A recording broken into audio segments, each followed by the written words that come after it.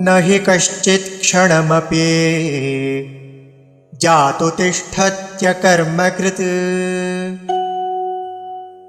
कार्यते ह्यवशः कर्म सर्वः प्रकृतिजैर्गुणैः। न हि कश्चित् क्षणम् अपि जातु तिष्ठति अकर्मकृत् कार्यते हि अवशः कर्म सर्वः प्रकृतिजैः गुणैः।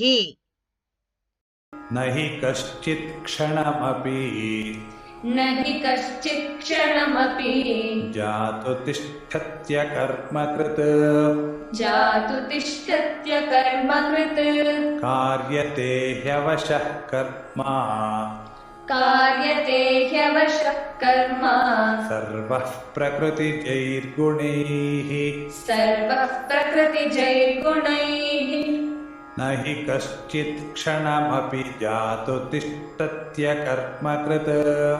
न हि कश्चित् क्षणमपि जातु तिष्ठत्यकर्मकृत् कार्यते ह्यवशः कर्म सर्वः प्रकृतिजैर्गुणैः।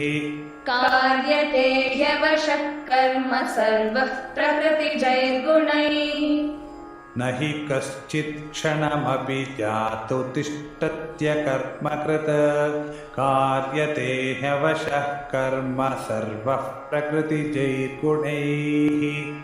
न हि कश्चित् क्षणमपि जातु तिष्ठत्यकर्मकृत् कार्यते ह्यवशः कर्म सर्वः प्रकृतिजैर्गुणैः।